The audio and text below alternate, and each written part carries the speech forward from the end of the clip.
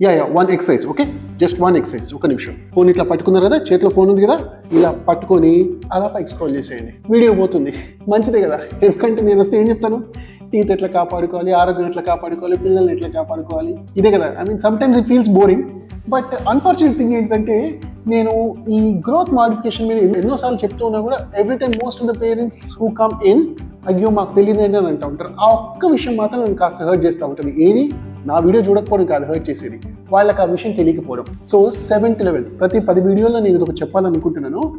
7 to 11 age మధ్యలో, that's called golden window, or 7 to 12 probably for females.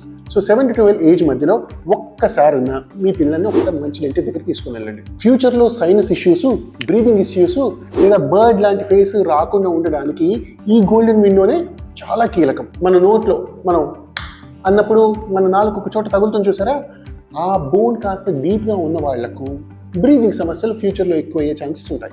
So ఈ వయసు మధ్యలో, ఈ 7 నుంచి 12 ఏళ్ల వయసు మధ్యలో గ్రోత్ మాడిఫికేషన్ అప్లయన్స్ పెట్టుకుంటే ఆ దవడ కాస్త ఇచ్చుకొని నేను ఇందాక చెప్పినట్టుగా లోపలికి కాకుండా కాస్త బయటకు రావడం స్టార్ట్ అవుతుంది. ఎప్పుడైతే అప్పుడే మనకు బ్రీదింగ్ వాల్యూమ్ సరిగ్గా జరుగుతుంది. ఫ్యూచర్లో నేను చెప్పినట్టుగా సమస్యలు వచ్చే ఛాన్సెస్ చాలా తక్కువ ఉంటాయి.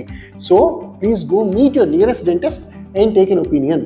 వాళ్ళు లాటరల్ సెఫ్ అనే ఒక ఎక్స్రే తీసుకుని ఆ దవడ తాలూకు డెప్త్ అవన్నీ చెక్ చేసి అవసరమా లేదా, ట్రీట్మెంట్ బాగుందా లేదా, ఇంకా ఏమైనా మాడిఫికేషన్ అవసరమా, ఇంకొన్ని ఏళ్ళు ఆగితే ఇంకా దానికన్నా బెటర్ అవ్వబోతుందా అనేది కాస్త చిన్న ఎవాల్యుయేషన్ చేసి చెప్పేస్తారు. Golden window, please not neglect.